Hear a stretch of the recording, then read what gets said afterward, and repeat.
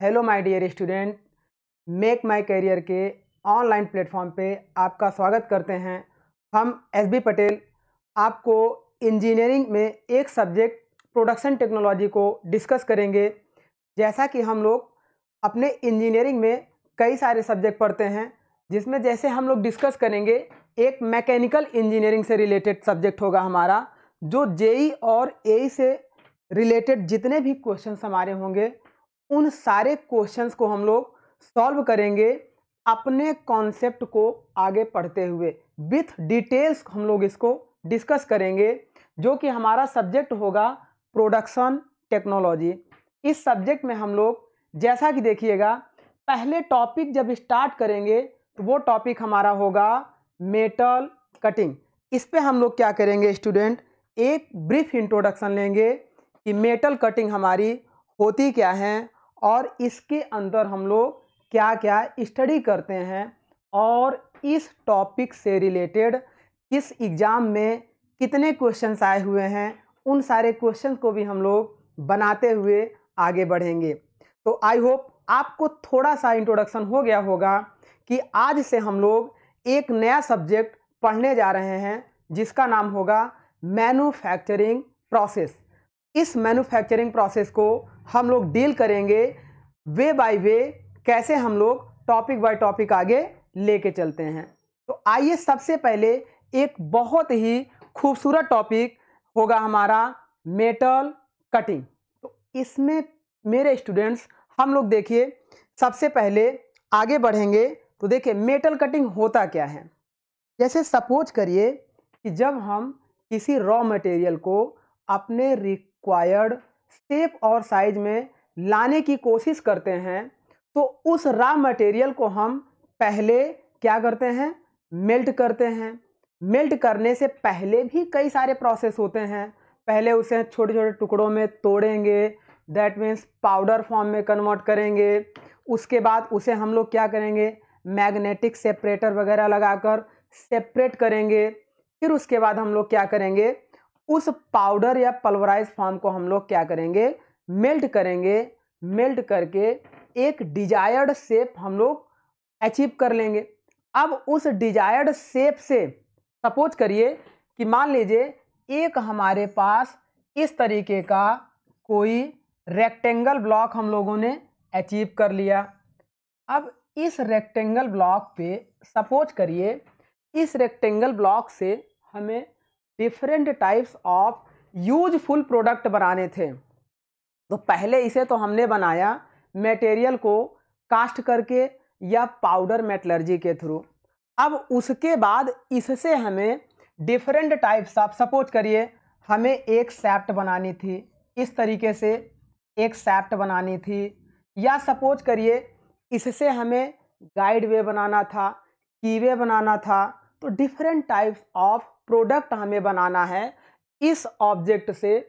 तो जिस भी प्रोसेस का यूज करके हम डिफरेंट टाइप्स ऑफ प्रोडक्ट को बनाएंगे, उसी प्रोसेस को मेरे स्टूडेंट्स हम लोग बोलते हैं मैन्युफैक्चरिंग प्रोसेस।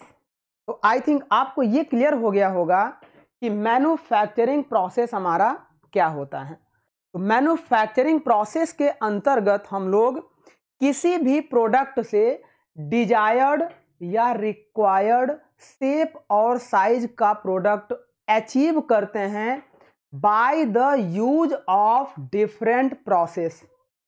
तो अब पहले देखते हैं कि इस मैन्युफैक्चरिंग प्रोसेस में ये जो टर्म हमारे पास आया मैन्युफैक्चरिंग, तो इस टर्म को देखिएगा, ये टर्म हमारा दो शब्दों से मिलकर बना है। ये शब्द हमारा बना है मैन्यू प्लस फैक्टर से मिलकर बना है। देखिए, इस मैन्युफैक्चरिंग की हिंदी होती है स्वनिर्मित। स्वनिर्मित इसका मतलब क्या होता है? स्वनिर्मित, तो क्या कोई चीज खुद से बन गई है? ऐसा तो हो ही नहीं सकता है। जब तक उस पर हम लोग एक्सटर्नल प्रोसेस यूज नहीं करेंगे, तब तक कोई भी प्रोडक्ट किसी दूसरे शेप में नहीं कन्वर्ट हो सकता है। तो इसके हिंदी की बजाय जब आप यहाँ पे आएंगे तब आपको इसका अर्थ बेहतर तरीके से समझ में आएगा। इसका मतलब ये है कि मैनू प्लस फैक्टस, यह एक लैटिन वर्ड है। कैसा वर्ड है? लैटिन वर्ड है। कभी एग्जाम में आएगा नहीं, लेकिन फिर भी जान लीजिए मैन्युफैक्चरिंग आपका एक लैटिन वर्ड है। इसे हम लोगों ने दो शब्दों से मिलकर बनाया है, मैनू प्लस फैक्टस। मैनू का मतलब होता है स्वतः, फैक्टस का मतलब होता है उत्पादन से रिलेटेड होता है। तो इस तरीके से जितने भी प्रोसेस हम लोग करते हैं वो सब हमारे मैन्युफैक्चरिंग प्रोसेस के अंतर्गत कंक्लूड किए जाएंगे। तो ये सिंपल सी इंट्रोडक्शन होती है मैन्युफैक्चरिंग की। हालांकि मैन्युफैक्चरिंग का डिफिनेशन आपका किसी भी एग्जाम में नहीं पूछा जाता है, फिर भी हम लोग थोड़ी सी इंट्रोड्यूस ले लिए हैं।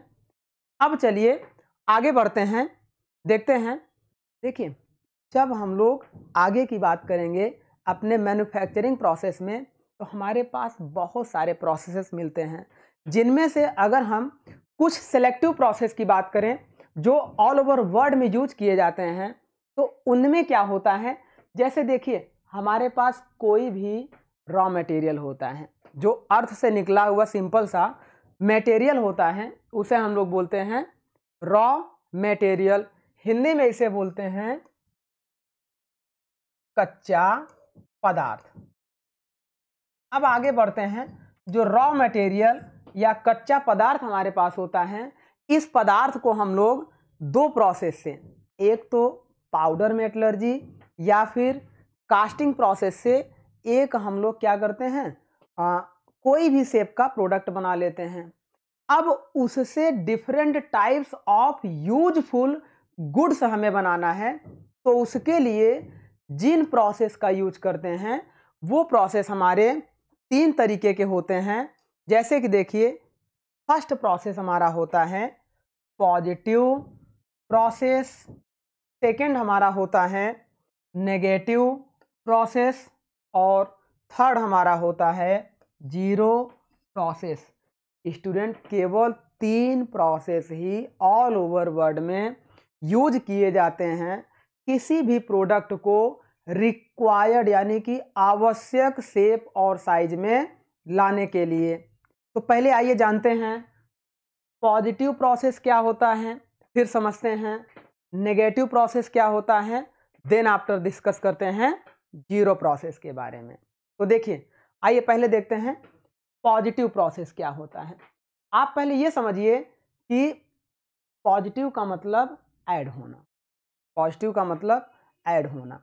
जैसे सपोज करिए कि हम कोई भी प्रोसेस करें, उस प्रोसेस के अंतर्गत किसी एक्सटर्नल एलिमेंट या मटेरियल को यूज करके उस प्रोसेस को कंप्लीट करें फर्दर रिक्वायर्ड मटेरियल को अचीव करने के लिए। जैसे एक एग्जांपल देते हैं आपको वेल्डिंग का, आपको एक एग्जांपल देते हैं वेल्डिंग का। तो वेल्डिंग में आप जानते हैं कि सपोज करिए एक हमारे पास ये सैफ्ट थी, अब इस सैफ्ट को हमें जोड़ना था एक दूसरी सैफ्ट से। तो हम क्या करेंगे, इस सैफ्ट को इस सैफ्ट से जोड़ेंगे।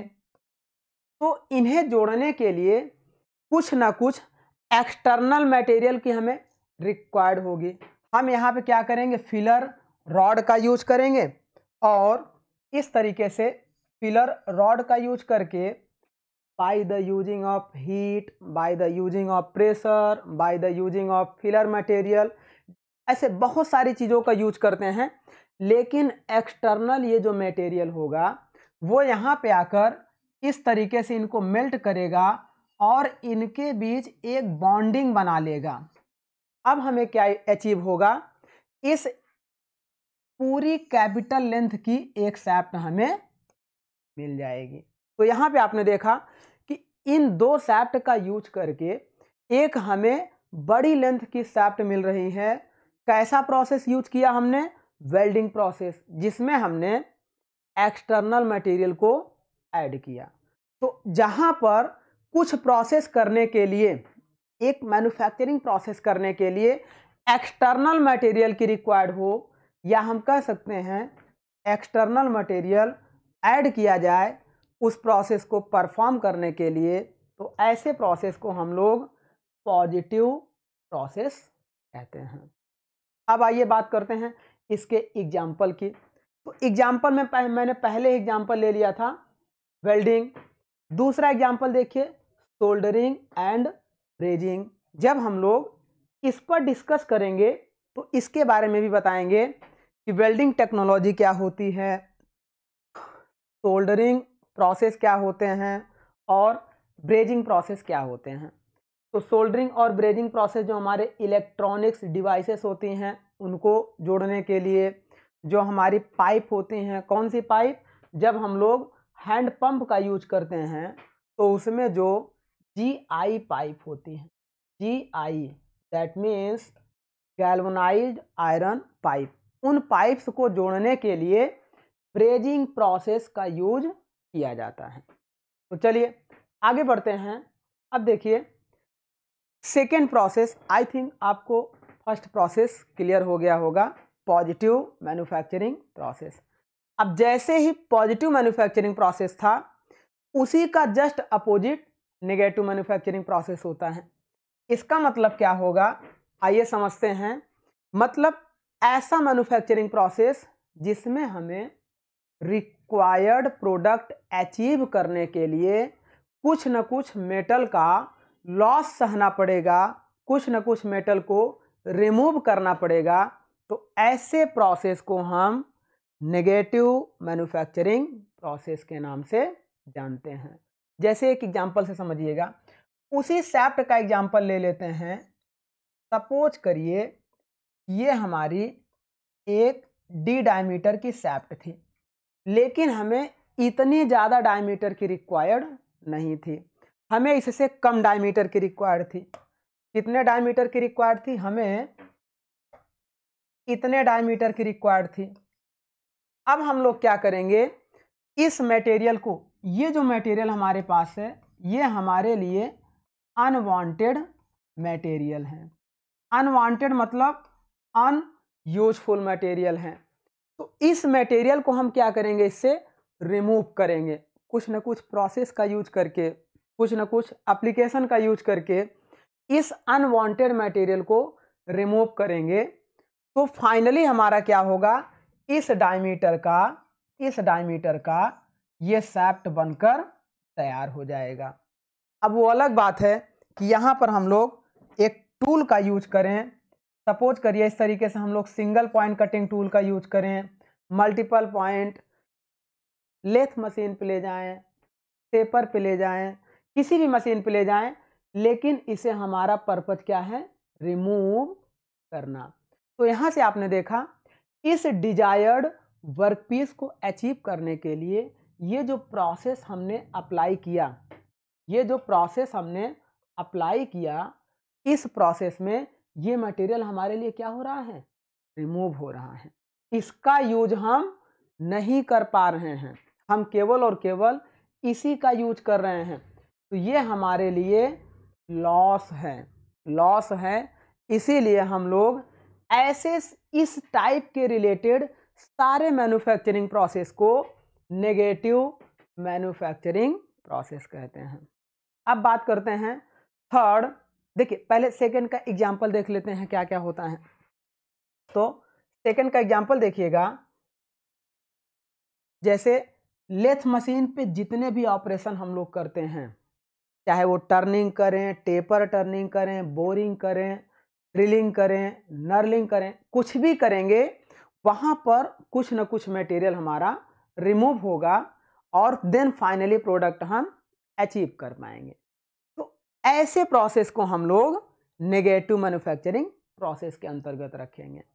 सेकेंड हमारा क्या हो जाएगा, जैसे शेपर मशीन हो जाएगी, प्लेनर मशीन हो जाएगी, स्लॉटर मशीन हो जाएगी, ड्रिलिंग, बोरिंग, ये सारे ऑपरेशंस हमारे नेगेटिव मैन्युफैक्चरिंग प्रोसेस के अंतर्गत आएंगे। चलिए अब बात करते हैं third process, zero manufacturing process की बात करें।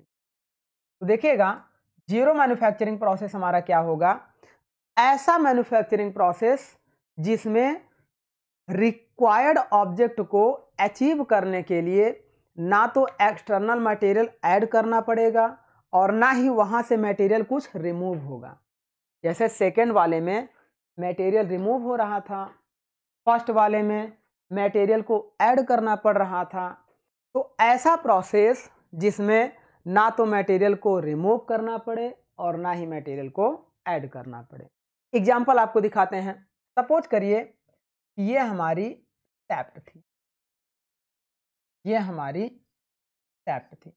अब इस एल लंबाई की शैफ्ट को हमें बेंड करना था, तो हम क्या करेंगे, यहाँ पर एक रोलर का यूज करेंगे।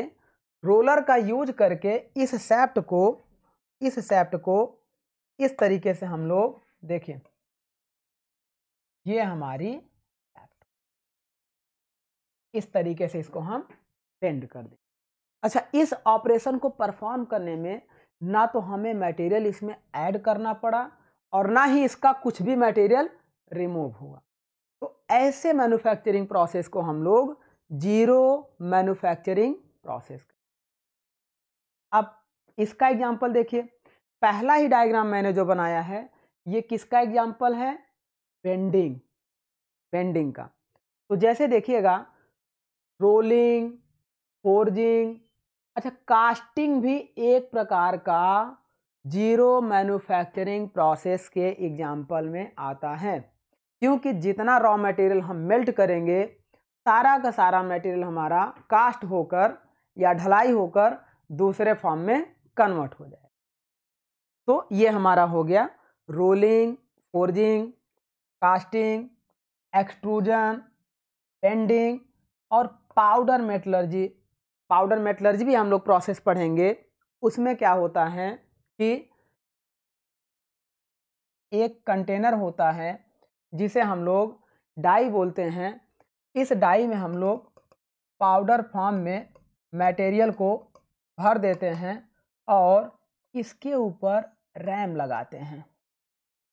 अब इस रैम से फोर्स अप्लाई करते हैं तो ये पाउडर फॉर्म का मटेरियल कंप्रेस होकर रिक्वायर्ड इस डाई के शेप में कन्वर्ट हो जाता है और एक सॉलिड का रूप ले लेता है। तो इस ऑपरेशन को हम लोग पाउडर मेटलर्जी प्रोसेस। तो इस तरीके से हमारा 3 ऑपरेशन होता है जो कि हर जगह यूज किया जाता है, पॉजिटिव, नेगेटिव और जीरो मैन्युफैक्चरिंग प्रोसेस। चलिए आगे बढ़ते हैं। देखिए, अब ये तो सिंपल सी हमारी डेफिनेशन थी कि हम लोग मैन्युफैक्चरिंग प्रोसेस को कितने टाइप से कैटेगराइज कर सकते थे। अब आइए आगे कुछ अपने टॉपिक की बात कर लेते हैं। जैसा कि हम उनमें से एक टॉपिक उठाते हैं, नेगेटिव मैन्युफैक्चरिंग प्रोसेस। हमारे सिलेबस में सारी चीज़ें हैं, हमें पढ़ना सभी है, पॉजिटिव भी, नेगेटिव भी और जीरो मैन्युफैक्चरिंग प्रोसेस। तो सबसे पहले हम स्टार्ट करेंगे पॉजिटिव मैन्युफैक्चरिंग प्रोसेस, जिसमें एक टॉपिक हमारा है मेटल रिमूवल। मेटल रिमूवल का मतलब क्या होता है, पहले उसको समझते हैं। तो देखिए, जब कोई ऑब्जेक्ट हमारा होता है, उस ऑब्जेक्ट से रिक्वायर्ड शेप अचीव करना हो तो हम क्या करेंगे, सीधे या तो उसे कास्टिंग के थ्रू ही बना लेंगे, ढलाई करते समय ही सेम उसी तरीके का मोल्ड कैविटी बनाएंगे और उसमें मोल्टेन मेटल को पोर कर देंगे। देन आफ्टर फाइनली आउटपुट हमारा सेम मिलेगा, तो उसे हम लोग एज इट इज ले जाकर यूज कर लेते हैं। लेकिन ऐसा समझिए कि अगर कास्टिंग के बाद भी वो प्रोडक्ट हमारा डिजायर्ड नहीं मिल पा रहा है तो हम क्या करेंगे, उस पर कुछ एक्सटर्नल वर्क करेंगे। जैसे सपोज करिए कि एक हमारे पास कास्टिंग से इस तरीके की बिलेट मिल गई। अब इस बिलेट में हमें थ्रेड काटना था, या हमें, आप ऐसे देखिए, इस तरीके की बिलेट मिल गई। अब इस बिलेट में हमें यहाँ पर सपोज करिए हॉलो सेक्शन काटना था। तो इस तरीके से पूरा हॉलो सेक्शन इसके अंदर हमें काटना था। तो इसको काटने के लिए कुछ टूल की रिक्वायरमेंट होगी। सेकेंड प्रोसेस, अगर इसी में देखिए यहाँ पर इसको हमें इतनी डेप्थ में, ऐसे देखिएगा, अगर सपोज करिए इसको हमें इतनी डेप्थ में काट कर रिमूव करना था। मान लीजिए कि ये इतनी विड्थ हमारे लिए बेकार थी, इतनी विड्थ हमारे लिए बेकार थी, तो हम क्या करेंगे, इस विड्थ को काट कर हटा देंगे। देन फाइनली ये वाला प्रोडक्ट हमारे लिए मिल जाएगा। तो अब इसे काटने के लिए या इसे होल करने के लिए जिस भी प्रोसेस का यूज करेंगे वो प्रोसेस हमारा कहलाएगा मेटल रिमूवल प्रोसेस। इसका मतलब क्या हुआ, ऐसे देखिएगा, जब यहाँ से इस मटेरियल को कट करना था तो या तो हम सीधे इसको टूल लगाकर कट कर दें या फिर इसे हम लोग ले जाकर किसी ग्राइंडर पे धीरे धीरे ग्राइंड करते करते इस रिक्वायर्ड शेप और साइज में अचीव कर लें। तो ये हमारा हो गया। चलिए, तो अब इसी मटेरियल से रिलेटेड हम लोग इस मेटल रिमूवल को पढ़ेंगे।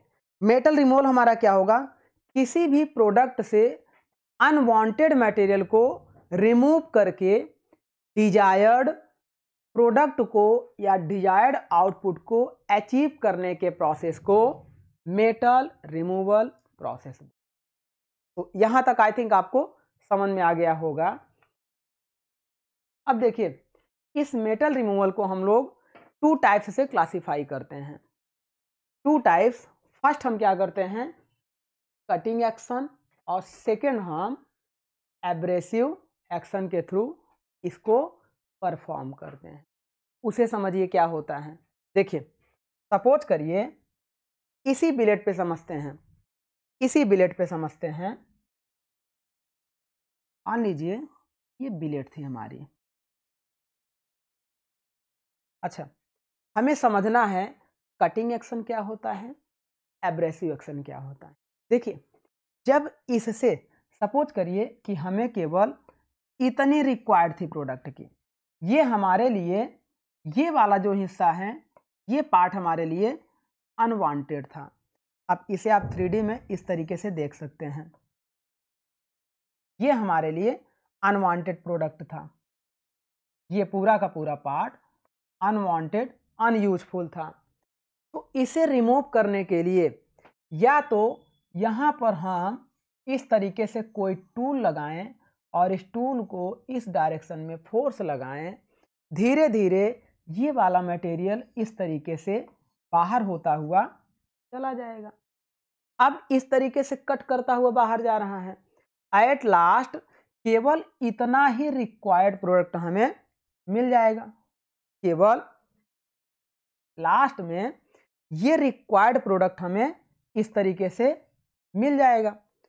तो इस प्रोसेस में हम लोग देखिए क्या कर रहे हैं, टूल से इस वर्कपीस की सीधे कटिंग कर रहे हैं। सेकेंड प्रोसेस हम लोग क्या कर सकते हैं, हमें तो केवल इतना ही वर्कपीस चाहिए था, तो अब हम लोग इस टूल को हटा देते हैं, इस टूल को हटा देते हैं। यहाँ पे हम लोग क्या करेंगे, ऐसे देखिएगा। चलिए, इस पूरे प्रोसेस में हम लोग आगे देखते हैं। देखिए, ये वर्कपीस था, इस वर्कपीस से इतने मटेरियल को रिमूव कर, तो यहाँ पर हम लोग क्या कर सकते हैं, एक ग्राइंडर व्हील लेके आए, एक ग्राइंडर व्हील लेके आए। इस ग्राइंडर व्हील में बहुत सारे एब्रेसिव पार्टिकल्स लगे हों, बहुत सारे एब्रेसिव पार्टिकल्स लगे हों। अब इस ग्राइंडर व्हील को इसके ऊपर इस तरीके से रोटेट कराएंगे, तो ये क्या होगा, यहाँ से मटेरियल धीरे धीरे पाउडर फॉर्म में रिमूव होना शुरू होगा। कुछ देर बाद ये पूरा यहाँ तक रिमूव कर देगा। इसको आगे बढ़ाएंगे या वर्कपीस को इस डायरेक्शन में आगे बढ़ाएंगे, वर्कपीस को इस डायरेक्शन में आगे बढ़ाएंगे, तो ये हमारा क्या हो जाएगा, ऐसे आगे बढ़ेगा और ये रिक्वायर्ड प्रोडक्ट हमें मिल जाएगा। तो यहाँ पर आपने देखा, पहले केस में जब हम किसी टूल का यूज करके सीधे उस मटेरियल को रिमूव कर रहे थे, तो इस तरीके के प्रोसेस को हम लोग कटिंग प्रोसेस बोलते हैं। सेकेंड केस में आपने देखा कि इस प्रोडक्ट से इस मटेरियल को रिमूव करने के लिए ग्राइंडर व्हील का यूज किया, तो उस केस में हम इसे बोलते हैं एब्रेसिव एक्शन। हमें दोनों केसेस में मटेरियल को रिमूव करना था, लेकिन पहले केस में हम कट कर रहे हैं और दूसरे केस में एब्रेसिव मतलब अपघर्षी एक्शन हम लोग यूज कर रहे हैं। तो अब चलिए ये देखते हैं कटिंग एक्शन क्या होता है और एब्रेसिव एक्शन क्या होता है, इस पे हम लोग डिस्कस करते हैं। तो देखिए, सबसे पहले जब कटिंग एक्शन की बात करेंगे तो पहले हम इस पार्ट की डिस्कशन कर देते हैं, फिर इस पार्ट पे आते हैं। देखिए, एब्रेसिव एक्शन मैंने पहले ही बताया कि वर्कपीस के बीच में एब्रेसिव मतलब अपघर्षी एक्शन करेंगे तो ग्राइंडर व्हील की वजह से यहाँ का मटेरियल रिमूव होगा। इसके सिंपल से एग्जांपल हमारे क्या क्या होते हैं जैसे हम लोग लूज कटिंग का उपयोग करते हैं। लूज कटिंग जब आपको हम पढ़ाएंगे, हम लोग बताएंगे, तो उसमें क्या होगा कि एक हम लोग नीडल का यूज करते हैं और वो नीडल हमारी क्या होती है, आयरन ऑक्साइड की नीडल हो सकती है, एल्यूमिनियम की हो सकती है, उससे हम लोग मेटल को कट करेंगे। बर का यूज करेंगे, है ना, तो इस तरीके से कॉटन कपड़े का यूज करेंगे, इस तरीके से कट करेंगे मटेरियल को। नेक्स्ट हमारा लैपिंग ऑपरेशन होगा, सुपर फिनिशिंग ऑपरेशन होगा, हॉनिंग ऑपरेशन होगा, buffing, burnishing, polishing and electro polishing operation हमारे होंगे। ये सारे ऑपरेशन हमारे एब्रेसिव एक्शन के थ्रू कंप्लीट किए जाते हैं डिजायर्ड शेप और साइज अचीव करने के लिए। अब जैसे पिस्टन सिलेंडर हैं, उस पिस्टन सिलेंडर में जब सिलेंडर के इंटरनल सरफेस की स्मूथनेस करनी है तो ऑब्वियसली है कि उसकी इंटरनल सरफेस रफ थी और हमें डिजायर्ड क्या था, हमें डिजायर्ड था स्मूथ सरफेस, ताकि पिस्टन उसमें आसानी से अप एंड डाउन कर सके। तो उसे करने के लिए हम लोग हॉनिंग प्रोसेस का यूज करते हैं, जिसमें हॉनर एक टूल होता है। वो टूल पिस्टन सिलेंडर के अंदर जाकर इस सिलेंडर के इंटरनल सरफेस पे जो भी मटेरियल्स बर के रूप में निकले होते हैं उसे बाहर रिमूव करके सरफेस को फिनिश बनाता है। तो ऐसे प्रोसेस में वहाँ एब्रेसिव एक्शन हो रहा है। आप देखेंगे इन सारे ऑपरेशन में एब्रेसिव एक्शन होता है, तो इसे हम लोग बोलते हैं एब्रेसिव एक्शन मशीनिंग प्रोसेस। ये मशीनिंग का पार्ट है। सेकेंड पार्ट बात करेंगे कटिंग एक्शन की। कटिंग एक्शन का मतलब क्या होगा, जब मटेरियल के साथ टूल कांटेक्ट में आए और मटेरियल को रिमूव करना शुरू करे। यहाँ एब्रेसिव अपघर्षी एक्शन के थ्रू मशीनिंग होगी और यहाँ पे सीधे हम कट करेंगे, ऐसे टूल लगाएंगे और इस डायरेक्शन में इसको कट करते हुए आगे बढ़ेंगे। ऐसे प्रोसेस को हम लोग कटिंग एक्शन। जैसे इसके टू टाइप्स हम लोग डिस्कस करेंगे। देखिए, इसके हम लोग टू टाइप से डिस्कस करेंगे। फर्स्ट टाइप हमारा होगा कन्वेंशनल मशीनिंग और सेकंड हमारा होगा नॉन कन्वेंशनल मशीनिंग। इसके डिफरेंस क्या होते हैं ये समझते हैं। कन्वेंशनल क्या होता है और नॉन। देखिए, जो स्टूडेंट कटिंग एक्शन होता है वो टू टाइप्स से हम लोग यूज करते हैं। फर्स्ट हमारा होता है कन्वेंशनल और सेकंड नॉन कन्वेंशनल। कन्वेंशनल का मतलब होता है परंपरागत। परंपरागत परंपरागत का मतलब जो सदियों से चली आ रही मशीनिंग प्रोसेस, उसी को हम लोग परंपरागत बोलते हैं। इसके बड़े अच्छे डिफरेंस हैं और एक क्वेश्चन 1 मार्क यहाँ से आप इंपॉर्टेंट लगाना स्टार्ट कर दीजिए। यहाँ से 1 मार्क क्वेश्चन आपका अक्सर तक किसी न किसी जेईई के एग्जाम में मिल जाता है। कैसा क्वेश्चन मिलता है उसको भी हम लोग डिस्कस करते हैं। चलिए देखिए, कन्वेंशनल और नॉन कन्वेंशनल के हम लोग डिफरेंसेस के बारे में डिस्कशन करने चल रहे हैं।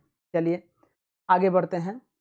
अभी इस पे आप मत देखिएगा, क्योंकि ये कन्वेंशनल को हम लोग दो तरीके से करते हैं, एक प्रिज्मेटिक और एक नॉन प्रिज्मेटिक। और ये नॉन कन्वेंशनल का एग्जाम्पल है EBM, that means electron beam machining. Second है इलेक्ट्रोकेमिकल मशीनिंग। थर्ड है ये यू होगा USM, that means ultrasonic machining. Next होगा एब्रेसिव जेट मशीनिंग और नेक्स्ट है लेजर बीम मशीनिंग। अभी हम डिस्कस करते हैं कि ये सारी मशीनिंग क्यों नॉन कन्वेंशनल के अंतर्गत रखी गई हैं और इस मशीनिंग को क्यों कन्वेंशनल के अंतर्गत रखा गया है और इस मशीनिंग को इन दोनों से अलग क्यों किया गया है। आइए उसी पर हम लोग डिस्कस करते हैं। देखिए, चलिए उसी पे हम लोग डिस्कस करते हैं नेक्स्ट स्लाइड में कन्वेंशनल और नॉन कन्वेंशनल मशीनिंग पे डिफरेंस के बारे में। चलिए आई थिंक आने वाले हम लोग, हाँ आ गए। देखिए सबसे पहले ऐसा देखिएगा कि जब हमारे पास एक वर्कपीस, इस वर्कपीस से इतने मटेरियल को रिमूव करना, इतने मटेरियल को रिमूव करना था, तो हमने क्या किया, यहाँ पर एक टूल लगाया और इस तरीके से टूल को आगे की ओर बढ़ाया।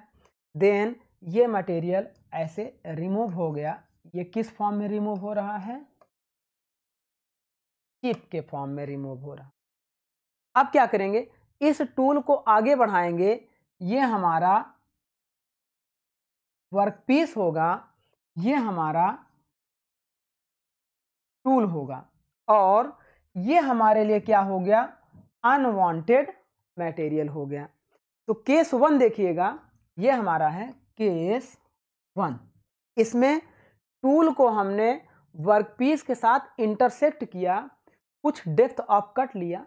आगे हम लोग इसको भी डिस्कस करेंगे कि डेप्थ ऑफ कट क्या होती है, कितना लेते हैं, कम लेने पर क्या इफेक्ट पड़ेगा, ज़्यादा लेने पर क्या इफेक्ट पड़ेगा। तो इन सब चीज़ों के भी डिस्कशन हम लोग करेंगे। तो देखिएगा, पहले केस में टूल को हमने वर्कपीस के साथ इंटरसेक्ट किया और टूल को आगे बढ़ाना शुरू कर दिया, तो ये मटेरियल रिमूव होना शुरू होगा और लास्ट में ये फाइनल प्रोडक्ट हमें अचीव हो जाए। नेक्स्ट केस में देखिएगा, अच्छा देखिए, सपोज करिए ये हमारे पास वर्कपीस हो, मान लीजिए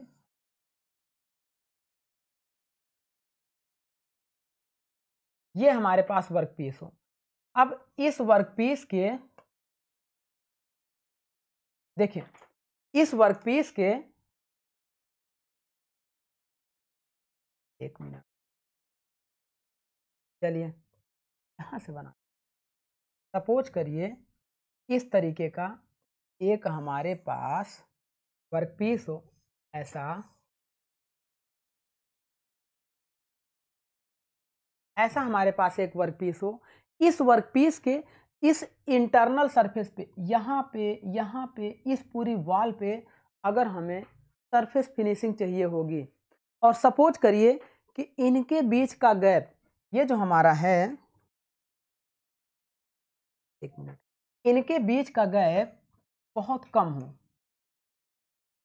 ये जो स्लॉट कटे हुए हैं इनके बीच का गैप बहुत कम हो, तो हम क्या करेंगे, इस टूल को इसके अंदर इंटरसेक्ट नहीं करा पाएंगे, लेकिन हमें यहाँ का मेटल तो रिमूव करना है। तो उसके लिए हम लोग क्या करते हैं, यहाँ पर इस वर्कपीस के स्लॉट से छोटे साइज का, स्मॉल साइज का एक टूल बनाते हैं कुछ इस तरीके से।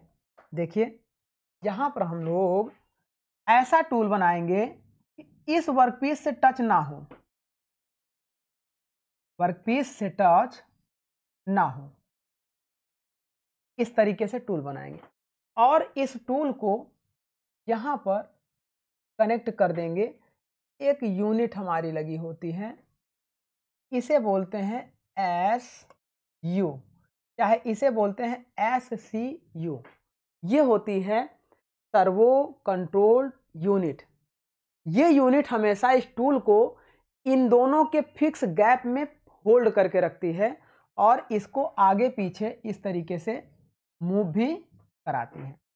अब हम क्या करते हैं, इस वर्कपीस को एक लिक्विड टब में ऐसे एक बॉक्स में रख देते हैं और इस बॉक्स में हम लोग क्या करते हैं, इस तरीके से देखिएगा, इस बॉक्स में हम लोग ऐसे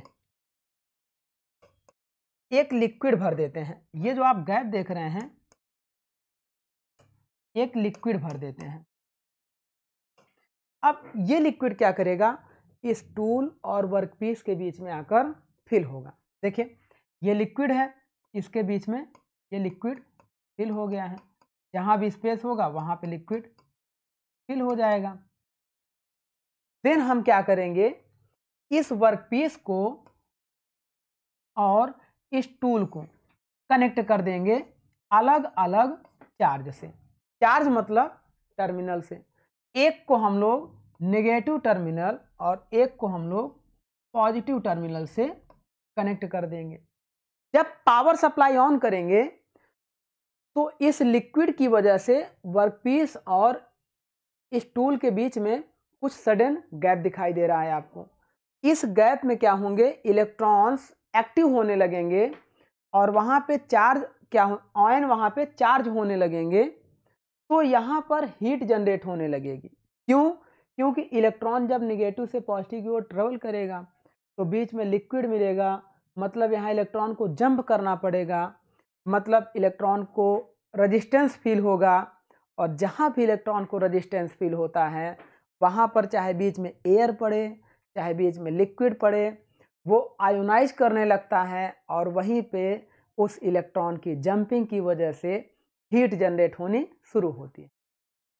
उस हीट जनरेशन की वजह से ये जो वर्कपीस की सरफेस है ये मेल्ट होने लगती है, मेल्ट होकर वेपराइज होने लगती है और धीरे धीरे हमें एक स्मूथ सरफेस अचीव होती है। तो ऐसे प्रोसेस को डियर स्टूडेंट हम लोग नॉन कन्वेंशनल मशीनिंग के अंतर्गत रखते हैं। और ये जो टूल हमारा इस तरीके से वर्कपीस पे कांटेक्ट किया हुआ है, ऐसे प्रोसेस को हम लोग कन्वेंशनल मशीनिंग के अंतर्गत रखते हैं।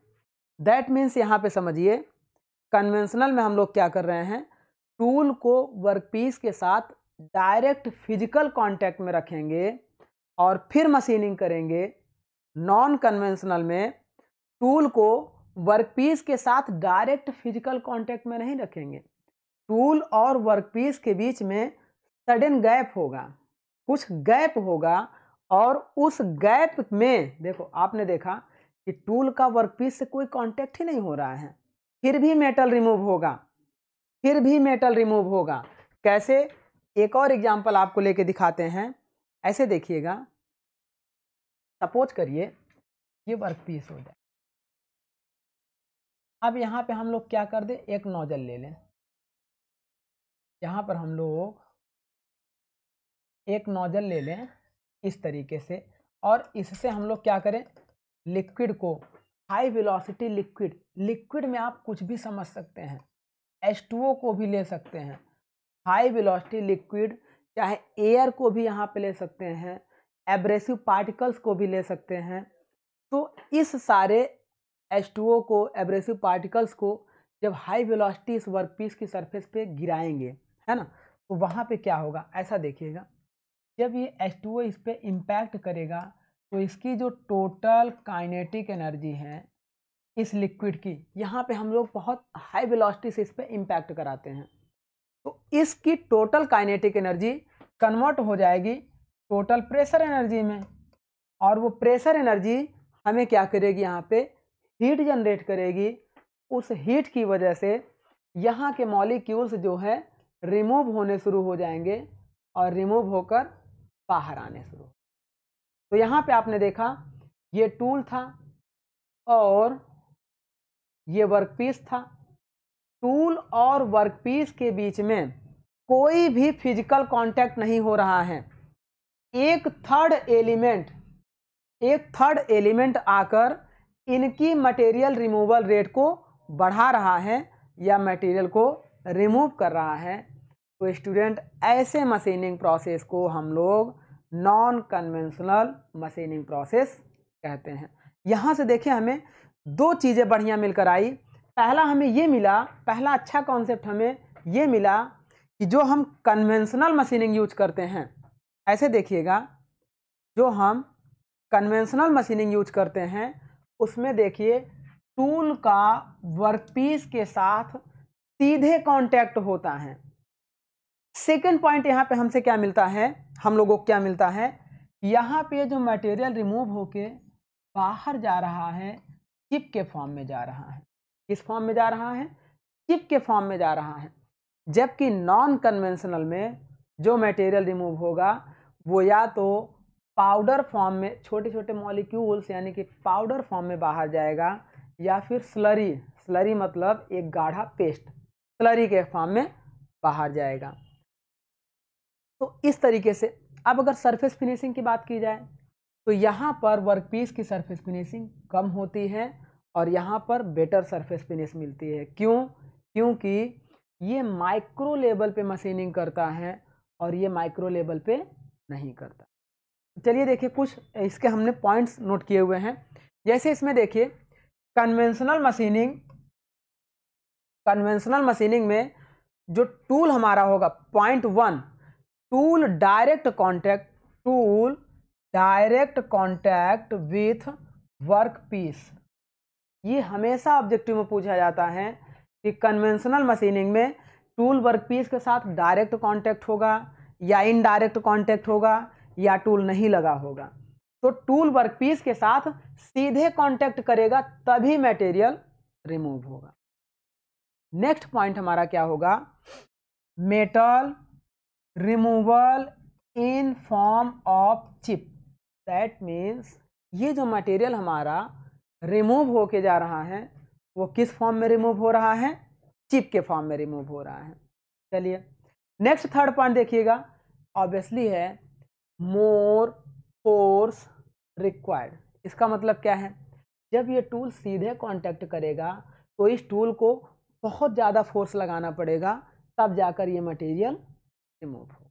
तो थर्ड पॉइंट हमारा यही होगा, कन्वेंशनल में मेटल को रिमूव करने के लिए फोर्स बहुत ज़्यादा लगाना पड़ता है। और बहुत ज़्यादा का मतलब एक लिमिट फोर्स होता है, ये नहीं कि बहुत ज़्यादा ही लगा दिया जाता है। हर चीज़ की एक लिमिटेशंस होती हैं। बस बहुत ज़्यादा का मतलब इसके रिस्पेक्ट में यहाँ पर अधिक फोर्स। नॉन कन्वेंशनल से ज़्यादा कन्वेंशनल में फोर्स लगता है मेटल को रिमूव करने के लिए। पावर की बात करें तो यहाँ पर पावर कम लगती है। ऐसा क्यों? नॉन कन्वेंशनल में देखिए सर्वो कंट्रोल्ड यूनिट को कंट्रोल करने के लिए पावर चाहिए। यहाँ पर हमें वर्कपीस और लिक्विड को, वर्कपीस और टूल को कनेक्ट करने के लिए हमें चार्ज की ज़रूरत चाहिए। तो इसीलिए नॉन कन्वेंशनल में पावर रिक्वायरमेंट अधिक होती है। नेक्स्ट पॉइंट देखिएगा, हमने भी बताया इसकी जो सरफेस फिनिश मिलेगी, फाइनल प्रोडक्ट की जो सरफेस फिनिश मिलेगी वो हमारी बेटर नहीं मिलेगी, नॉन कन्वेंशनल के रिगार्डिंग बेटर नहीं मिलेगी। तो इस तरीके से। और स्क्रैप मटेरियल, स्क्रैप मतलब ये जो चिप निकलेगी ये हमारे लिए अनयूजफुल है, तो हमारे लिए स्क्रैप हुआ, ज़्यादा हमारा वेस्टेज होगा। इसीलिए कन्वेंशनल में स्क्रैप मटेरियल बहुत ज़्यादा होता है, दैट मीन्स मोर स्क्रैप होता है। नेक्स्ट पॉइंट देखिएगा, मेटल रिमूवल रेट। अब सीधी सी बात है, अगर स्क्रैप मटेरियल ज़्यादा हो रहा है तो MRR भी हाई होगा। मतलब इस वर्कपीस को इस साइज में अचीव करने के लिए कम समय लगेगा, तेज़ी से हम इसको रिमूव करके अपने डिजायर्ड शेप और साइज में अचीव कर पाएंगे। तो ये हमारा था कन्वेंशनल मशीनिंग का कुछ इम्पोर्टेंट पॉइंट। आगे देखते हैं नॉन कन्वेंशनल के इम्पोर्टेंट पॉइंट। देखिए जो कन्वेंशनल का इंपॉर्टेंट पॉइंट था उसी का जस्ट अपोजिट होता है नॉन कन्वेंशनल का इंपॉर्टेंट पॉइंट। कैसे? ऐसे समझिएगा। पॉइंट 1, कन्वेंशनल में हमने देखा था वर्कपीस का सीधे कांटेक्ट था किससे? टूल से। तो यहाँ पर टूल यहाँ है और वर्कपीस यहाँ है, तो हम कह सकते हैं tool in direct contact with workpiece. देखिए ऐसा नहीं है, टूल है, इसमें टूल फंक्शन है, लेकिन वो वर्कपीस के साथ कांटेक्ट नहीं कर रहा है डायरेक्टली। बीच में एक वर्किंग मीडियम यूज किया जा रहा है, उस वर्किंग मीडियम की वजह से मटेरियल हमारा रिमूव होगा। तो इसीलिए टूल इनडायरेक्टली इसमें लगा हुआ है। Second point, metal removal rate MRR in form of slurry और पाउडर। यहां से जो भी मटेरियल रिमूव होकर निकलेगा, देखिए वो मटेरियल चिप के फॉर्म में नहीं रिमूव होगा, छोटे छोटे मॉलिक्यूल के फॉर्म में ब्रेक होकर इस तरीके से यहाँ नीचे आकर कलेक्ट होगा। वो छोटे छोटे फॉर्म या तो स्लरी के रूप में होंगे या फिर पाउडर फॉर्म। इस तरीके से थर्ड पॉइंट था। नेक्स्ट पॉइंट देखिएगा, सेकेंड पॉइंट था, थर्ड पॉइंट देखिए, लेस और नॉन फोर्स रिक्वायर्ड। इसमें देखिएगा जब टूल का वर्कपीस के साथ कोई कांटेक्ट ही नहीं हो रहा है तो यहाँ पर कोई फोर्स की रिक्वायरमेंट नहीं होगी। That means no force required, या बहुत स्मॉल फोर्स रिक्वायर्ड होगा इस टूल को होल्ड करने के लिए। तो ये हो गया हमारा। अगला पॉइंट देखिएगा, अब इस पूरी यूनिट को ऑपरेट करने के लिए बहुत ज़्यादा पावर की रिक्वायरमेंट होगी, तो इसीलिए यहाँ पर क्या होगा, more power required. Surface finish की अगर बात करें स्टूडेंट, तो सरफेस फिनिश क्योंकि यह मॉलिक्यूलर लेवल पे मशीनिंग कर रहा है, मॉलिक्यूलर लेवल पर, माइक्रो स्ट्रक्चर लेवल पर मशीनिंग कर रहा है, इसीलिए इस पर जो फाइनल प्रोडक्ट मिलेगा उसकी सरफेस फिनिश बेटर होगी देन कन्वेंशनल मशीन। तो यहाँ क्या होगा, हाई सरफेस फिनिश मिलेगी। स्क्रैप मटेरियल की बात करेंगे तो स्क्रैप ज़्यादा नहीं मिलेगा, बहुत थोड़ा स्क्रैप मिलेगा, दैट मीन्स लेस स्क्रैप मिलेगा। MRR मतलब मेटल रिमूवल रेट की बात करें तो ये हमारा क्या होगा, लो होगा। लो का मतलब इसे हम धीरे धीरे रिमूव करेंगे, एक साथ तेजी से रिमूव नहीं हो पाए। तो ये था स्टूडेंट हमारा कुछ बेसिक डिफरेंस कन्वेंशनल और नॉन कन्वेंशनल के। और सारे डिफरेंसेस हैं, इनके कई सारे डिफरेंसेस हैं। जैसे अगर हम बात करें इस एज की, जैसे देखिए ये वर्कपीस हो गया, चलिए ये वर्कपीस हो गया। इस वर्कपीस में अगर हम बात करें इस एज, ये जो हमारी है, इस एज की अगर हमें मशीनिंग करनी हो तो नॉन कन्वेंशनल से एज का फॉर्मेशन नहीं पॉसिबल है, क्योंकि नॉन कन्वेंशनल में लिक्विड आएगा और इस एज को ब्रेक कर देगा, लेकिन कन्वेंशनल में इस एज को अचीव करना या फॉर्म करना पॉसिबल है। तो ये नेक्स्ट डिफरेंस होता है। आगे बात करते हैं, अगर इसके कुछ ऐसे शेप हों, सपोज करिए वर्कपीस में कुछ ऐसे शेप हो, मान लीजिए इस तरीके से ऐसा वर्कपीस हो। अच्छा, अब इस वर्कपीस के इंटरनल पूरी सरफेस पे हमें फिनिशिंग करनी हो तो उस समय टूल अगर कन्वेंशनल टूल होगा तो वो थोड़ी दूर अंदर जाएगा और यहीं तक मशीनिंग करके वापस आ जाएगा, क्योंकि टूल ज़्यादा अंदर मूव नहीं कर पाएगा। लेकिन इस पे अगर हम इस तरीके से ऐसा टूल ले लें जो इससे थोड़ा सा छोटे साइज का हो और इनके बीच में हम लोग क्या कर दें, लिक्विड भर दें, लिक्विड भर दें, और लिक्विड भरने के बाद वर्कपीस को पॉजिटिव निगेटिव कर दें और टूल को पॉजिटिव आयन से कनेक्ट कर दें। पावर सप्लाई करने पर यहाँ पर फिर वही इलेक्ट्रॉन ट्रेवल करेंगे वर्कपीस की तरफ या इलेक्ट्रॉन ट्रेवल करेंगे टूल की तरफ, मतलब जिधर उन्हें पॉजिटिव मिलेगा इलेक्ट्रॉन उस साइड में ट्रेवल करेंगे। तो उस समय यहाँ पर चार्ज जनरेट होगी जिसकी वजह से पावर रेजिस्टेंस मिलेगा इलेक्ट्रॉन को ट्रेवल करने में। उस रेजिस्टेंस की वजह से यहाँ पर क्या होगा, हीट जनरेट होगा और मटेरियल इसके पूरे सरफेस पे यूनिफॉर्म तरीके से रिमूव हो जाएंगे। तो इस तरीके की शेप, मतलब ये कोई ऐसी कठिन शेप हो, इंट्रिकेट शेप हो, जिसे रिमूव करने के लिए, फिनिश करने के लिए नॉन कन्वेंशनल मशीनिंग की रिक्वायर्ड होती है। कन्वेंशनल से इसको हम नहीं रिमूव कर पाते। तो ये था हमारा बेसिक कन्वेंशनल और नॉन कन्वेंशनल में डिफरेंस। इसमें चलिए थोड़ा सा हम लोग बैक चलते हैं, अब अपने कुछ बैक पॉइंट पे चलते हैं, इसके कुछ क्लासिफिकेशन देख लेते हैं। चलिए देखिए, यहाँ पे हम लोग थे, कटिंग एक्शन हमारा था। कटिंग एक्शन में हमारा कन्वेंशनल मशीनिंग था और नॉन कन्वेंशनल मशीनिंग। नेक्स्ट हम लोग एब्रेसिव एक्शन रखे हुए थे। अच्छा, हमने आपको ये डिफरेंस बताया कि कन्वेंशनल में मटेरियल चिप के फॉर्म में रिमूव होता है और नॉन कन्वेंशनल में पाउडर फॉर्म में। यहाँ पे देखिए मटेरियल किस फॉर्म में रिमूव होगा, पाउडर फॉर्म में रिमूव होगा, पाउडर फॉर्म में रिमूव होगा। लेकिन अच्छा, पाउडर फॉर्म में रिमूव होने की वजह से आप इसको नॉन कन्वेंशनल रख सकते हैं। लेकिन यहाँ पर ग्राइंडर व्हील ऐसे वर्कपीस के साथ, देखिए ये ग्राइंडर व्हील हो गया और ये वर्कपीस हो गया।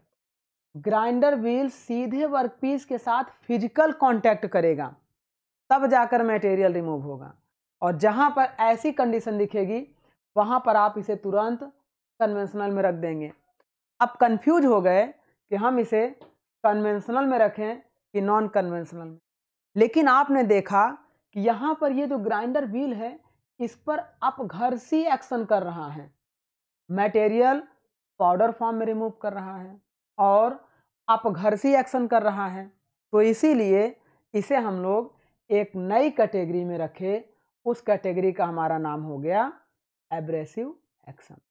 इसमें हमारे ये सारे एग्जाम्पल होंगे जो मैंने पहले डिस्कस कर दिया है। अब देखिए, जैसे कन्वेंशनल की बात करेंगे तो दो तरीके से हम मटेरियल को काटते हैं। एक हमारा होगा प्रिज्मेटिक और एक होगा नॉन प्रिज्मेटिक। प्रिज्मेटिक का मतलब क्या होगा, देखिए जैसे कोई वर्कपीस हमारा है, प्रिज्म का मतलब जैसे हमारी जो 6 फेस होती हैं, तो अगर उसके एक्सिस के थ्रू कटिंग होगी, एक्सिस के थ्रू का मतलब जैसे ये वर्कपीस हो गया, ये वर्कपीस हो गया। चलिए अब इसे हमें कट करना था, यहाँ पर हमने टूल लगा दिया। सपोज करिए इसे इतना कट करना, अब ये हमने इस तरीके से टूल लगा दिया। अब क्या होगा, ये टूल इस डायरेक्शन में कटिंग करेगा। देखिए इस वर्कपीस का एक्सिस ये है, इस एक्सिस के पैरेलल में या इस एक्सिस के परपेंडिकुलर में जब भी कटिंग होगी, पैरेलल एक्सिस और परपेंडिकुलर एक्सिस में जब भी वर्कपीस की कटिंग होगी, तो वो वर्कपीस हमारा, ये सिलेंड्रिकल हमने लिया था, मान लीजिए रेक्टेंगुलर बार होता तो कैसी स्थिति होती, तो ऐसे ही समझिएगा। वर्कपीस के पैरेलल एक्सिस या परपेंडिकुलर एक्सिस में जब कोई कटिंग करेंगे तो वो हमारा प्रिज्मेटिक कटिंग कहलाएगा, और अगर किसी एंगल पे कटिंग करना शुरू कर देंगे तो वो हमारी कहलाएगी नॉन प्रिज्मेटिक। तो इस तरीके से कन्वेंशनल को हम लोग दो पार्ट में डिस्कस करेंगे, प्रिज्मेटिक और नॉन प्रिज्मेटिक। चलिए आगे बढ़ते हैं, देखिएगा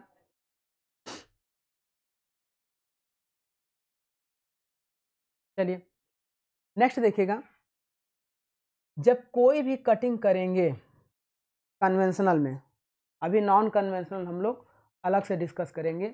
अगर हम बात करें कन्वेंशनल मशीनिंग की, तो वहाँ पे हम बात करें कन्वेंशनल मशीनिंग की, तो उस मशीनिंग को करने के लिए हमें टूल की रिक्वायरमेंट होगी। उस मशीनिंग को करने के लिए हमें टूल की रिक्वायरमेंट होगी। टूल के साथ मैन पावर की रिक्वायरमेंट होगी। मैन पावर के साथ मशीन की रिक्वायरमेंट होगी। आपको आई थिंक यहाँ पे अभी सारी चीज़ें एक साथ मिल जाएंगी कि किस किस चीज़ की रिक्वायरमेंट होगी। चलिए देखिए, ये तो हो गया नॉन कन्वेंशनल। यहाँ पे देखिए बैक, जब हम किसी मटेरियल को रिमूव करते हैं तो वहाँ पर किस किस चीज़ की रिक्वायरमेंट होती है। पहले तो टूल की रिक्वायरमेंट होगी, बिना टूल के कोई भी मेटल रिमूव नहीं हो पाएगा। मैन पावर की रिक्वायरमेंट होगी, बिना मैन पावर के हम किसी भी मशीन को ऑपरेट नहीं कर पाएंगे। पावर सोर्स, चाहे वो एसी हो चाहे वो डीसी हो, बिना पावर सोर्स के मशीन हमारी नहीं चलेगी। मशीन की रिक्वायरमेंट होगी, उस मशीन पे वर्कपीस को भी पकड़ेंगे और टूल को भी पकड़ेंगे। Then cutting condition. Cutting condition का मतलब वही हुआ हमारा कि प्रिज्मेटिक कटिंग होनी चाहिए कि नॉन प्रिज्मेटिक कटिंग होनी चाहिए। तो इस तरीके के कटिंग कंडीशंस की भी रिक्वायरमेंट होगी। Nature of workpiece, that means workpiece हमारा कैसा होना चाहिए, हार्ड होगा, डक्टाइल होगा या मीडियम होगा। तो इस तरीके के वर्कपीस के नेचर को भी जानना जरूरी है जब उसे हम कट करेंगे। नेक्स्ट हमारा क्या होगा, नेचर ऑफ टूल। तो ये जो टूल हमारा होगा इसका नेचर कैसा होना चाहिए, टूल हमारा कैसा होना चाहिए, उसकी हार्डनेस कैसी होनी चाहिए, कितनी हार्डनेस होनी चाहिए, किस मटेरियल का बना होना चाहिए। तो ये हमारा होता है नेचर ऑफ टूल। और लास्ट हमारा क्या होता है, रिक्वायर्ड फोर्स। फोर्स का मतलब एक्सियल फोर्स हम लोग दे रहे हैं, रेडियल फोर्स दे रहे हैं या टेंजेंशियल फोर्स दे रहे हैं। तो ये सारे हमारे रिक्वायर्ड एलिमेंट होते हैं मेटल को रिमूव करने के लिए। चलिए फिर अपनी जगह पे आते हैं हम लोग।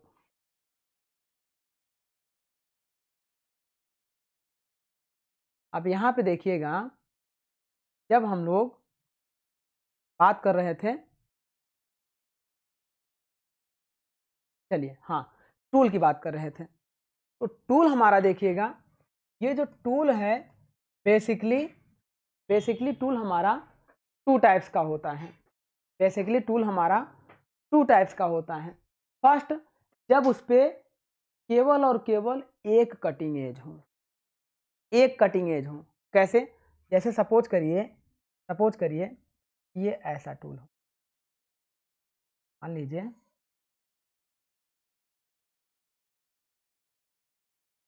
ऐसा टूल हो। अच्छा, इसकी एज को तेज कर दें यहाँ से लेके यहाँ तक, और इसकी एज को तेज कर दें, तो ये भी कट करने के लिए रिस्पॉन्सिबल होगा, ये भी कट करने के लिए रिस्पॉन्सिबल होगा। इस पे नंबर ऑफ कटिंग एज हम क्या देख रहे हैं, 2 देख रहे हैं। इस तरीके से आप देखिए, नंबर ऑफ कटिंग एज हम इस पे 2 देख रहे हैं। चलिए, एक कटिंग एज हमारी ये हो गई और एक कटिंग एज ये हो गई। लेकिन जब इस टूल का यूज करेंगे हम, एक साथ केवल एक ही कटिंग एज रिस्पॉन्सिबल होगी कट करने के लिए। अगर इसका यूज करेंगे तो ये वाली रेस्ट में होगी, ये वाली रेस्ट में होगी, या इसका यूज करेंगे तो ये वाली हमारी क्या होगी, रेस्ट में। तो ऐसा टूल जिसमें भले ही एक साथ कई सारी एजेस बनी हों, लेकिन कटिंग करते समय केवल एक ही एज रिस्पॉन्सिबल हो कट करने के लिए, है ना। घर में बहुत सारे सदस्य हों, लेकिन फैमिली बहुत सारे मेंबर हों, लेकिन जब खर्च करने की बात आए तो केवल पिताजी को ही पैसे देने पड़ते हैं। तो दैट मीन्स और सारे लोग रेस्ट करते हैं, तब उस समय भागने लगते हैं। तो वही हम कह सकते हैं कि जब कट करना हो तो और सारी एजेस हमारी रेस्ट में हो जाएं, केवल एक एज कट करने के लिए रिस्पॉन्सिबल हो, तो ऐसे टूल को हम लोग सिंगल पॉइंट कटिंग टूल के नाम से जानते हैं। इसका सिंपल सा एग्जांपल होता है, जैसे देखिएगा लेथ मशीन पर जो लेथ टूल लगा होता है, या जो हम लोग नाइफ चाकू देखते हैं जिससे हम लोग सब्जी वगैरह काटते हैं, नाइफ हमारी हो गई, पार्टिंग टूल हो गए, वर्कपीस को दो भागों में अलग करना हो, जैसे ये वर्कपीस है, अब इसे दो भागों में अलग करना था, इस टूल को लाए यहाँ पे और ऐसे दो भागों में कट कर लिया। इसमें जो टूल का यूज किया जाएगा वो हमारा कहलाएगा पार्टिंग टूल। इसके एग्जाम्पल बहुत इंपॉर्टेंट हैं, ये ध्यान रखिएगा, एग्जाम्पल इसके बहुत इंपॉर्टेंट हैं। डायरेक्ट एग्जाम्पल पूछ लिए जाते हैं कि grinding wheel single point cutting tool है या मल्टी पॉइंट कटिंग टूल है। तो देखिएगा मैंने सारे इंपॉर्टेंट एग्जाम्पल नोट किए हुए हैं जो किसी न किसी प्रीवियस ईयर जेई के, गेट के या पीएसयूज के एग्जाम में आए हुए हैं। तो यहाँ पे देखिए, जैसे एग्जाम्पल में क्या लिया है, lathe tool, knife, parting tool, turning, facing, knurling, grooving, shaping, planing और स्लॉटिंग। तो इतने सारे टूल्स को हमने इसमें एग्जाम्पल में डाला हुआ है। ये सारे इंपॉर्टेंट एग्जाम्पल हैं इसके। आगे बात करते हैं कि अगर उसी टूल पर दो या दो से अधिक एज हों और सभी एज रिस्पॉन्सिबल हों एक साथ कट करने के लिए, जैसे देखिए हम बात करें, एक कटर ले लें, इस तरीके से एक कटर ले लें। अब इस कटर पे देखिएगा, ये वर्कपीस ले लें,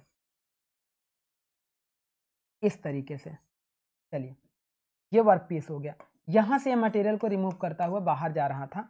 जब ये कटर इस डायरेक्शन में मूव करेगा तो इस कटर की एक कटिंग एज ये है, एक कटिंग एज ये है, एक कटिंग एज, मतलब जितने टीथ होंगे उतनी इसकी कटिंग एज होगी। और जब ये कटर मूव करेगा तो सारी की सारी कटिंग एज एक्टिव हो जाएंगी इस मटेरियल को कट करने के लिए। ऐसे केसेस में ये जो कटर है इसको बोलेंगे मल्टीपल पॉइंट कटिंग टूल, जिसमें कई सारी कटिंग एजेस एक साथ एक्टिव हो जाएं मटेरियल को कट करने के लिए। चलिए देखिए, मल्टी पॉइंट कटिंग टूल मतलब more than one cutting edges हों और सभी कटिंग एज रिस्पॉन्सिबल हों कट करने के लिए, तो ऐसे टूल को हम लोग बोलेंगे मल्टी पॉइंट कटिंग टूल। अब इसमें देखिएगा, मल्टी पॉइंट में भी दो कैटेगरीज हम लोगों ने क्लासिफाइड किया हुआ है। पहली कैटेगरी होगी जब केवल दो कटिंग एज होगी, और दूसरी कैटेगरी होगी जब दो से अधिक टूल हों, मतलब when two point cutting tool, और दूसरा कैटेगरी होगा more than two point cutting tool. इसका क्या मतलब हुआ? अच्छा, आपने देखा होगा ड्रिलिंग बिट है ना, कुछ इस तरीके का आपने देखा होगा। एक ड्रिलिंग बिट हमारे पास होता है ना, इस तरीके से जब ये ऐसे जाएगा इस तरीके से इसकी एज बनेगी, ये कुछ इस तरीके से कट के जाएगा, यहाँ एज बनेगी ये थोड़ा सा। चलिए, ये ड्रिलिंग बिट ऐसे होता है और इसकी एज इस तरीके से आकर इंटरसेक्ट करती है। यहाँ पर फ्लूट कटे होते हैं चिप्स को बाहर जाने के लिए और कूलेंट को अंदर भेजने के लिए। एक कटिंग एज ये हो गई, एक कटिंग एज ये हो गई। ड्रिलिंग बिट पे मिनिमम 2 कटिंग एज प्रोवाइड की जाती हैं। 2 कटिंग एज मतलब 2 फ्लूट प्रोवाइड किए जाते हैं। ये जो हमारे होते हैं इसे बोलते हैं फ्लूट। ड्रिलिंग बिट पर मिनिमम 2 फ्लूट प्रोवाइड किए जाएंगे और जब 2 फ्लूट होंगे तो हम कह पाएंगे यह 2 पॉइंट कटिंग टूल होगा। 3 फ्लूट होंगे तो मल्टीपल पॉइंट या more than 2 point cutting tool हो जाएगा। 4 फ्लूट तक रखे जाते हैं ड्रिलिंग बिट पे, मैक्सिमम 4 फ्लूट तक रखे जाते हैं। तो इसीलिए ड्रिलिंग बिट हमारा किसका एग्जाम्पल है? 2 पॉइंट कटिंग टूल का भी एग्जाम्पल है और more than 2 point cutting tool का भी एग्जाम्पल है। जब 3 फ्लूट्स कटे होंगे तो more than 3 points cutting tool का एग्जाम्पल होगा। इसके एग्जाम्पल क्या हो जाएंगे? जैसे मिलिंग कटर हो गया, ग्राइंडर हो गया, तो इस तरीके से एटसेट्रा जितने भी ऐसे टूल आपको दिखाई देंगे, ये भी इंपॉर्टेंट टूल थे, जितने भी ऐसे टूल दिखाई देंगे उन सारे टूल्स को हम लोग बोलेंगे मल्टीपल पॉइंट कटिंग टूल। तो इस तरीके से आपने देखा इस लेक्चर में हम लोगों ने बेसिक मैन्युफैक्चरिंग प्रोसेस के बारे में स्टडी किया और हम लोगों ने यहाँ तक स्टडी किया कि हमारे मैन्युफैक्चरिंग प्रोसेस में मैन्युफैक्चरिंग क्या होती है, प्रोसेस कितने टाइप से हम लोग पढ़ते हैं और उस प्रोसेस में कन्वेंशनल क्या होता है, नॉन कन्वेंशनल मैन्युफैक्चरिंग प्रोसेस क्या होता है। और कन्वेंशनल में हम लोगों ने एक टॉपिक स्टार्ट किया मेटल कटिंग, और उस मेटल कटिंग में हम लोगों ने केवल यहाँ तक इंट्रोड्यूस किया कि टूल हमारे क्या होते हैं और उन टूल का हम लोग यूज क्या करते हैं। तो यहाँ तक हम लोगों ने डिस्कस किया। अब हम लोग क्या करेंगे स्टूडेंट्स, नेक्स्ट लेक्चर में हम लोग इस टूल के और आगे डिस्कस करेंगे। जैसे सिंगल पॉइंट कटिंग टूल है, तो ये सिंगल पॉइंट कटिंग टूल हमारा कैसे कट करेगा, कितना डेप्थ आप कट लेंगे, कितनी विड्थ लेंगे, कितना फीड लेंगे, किस स्पीड से कट करेगा, उससे रिलेटेड न्यूमेरिकल भी हम लोग डिस्कस करेंगे। देन हम लोग अभी यही एक बड़ा ब्रॉड टॉपिक होता है, फिर हम लोग मल्टी पॉइंट कटिंग टूल को डिस्कस करेंगे। तो चलिए स्टूडेंट, आज के लिए हम लोग यहीं पे अपनी क्लास को स्टॉप करते हैं। Thank you my dear.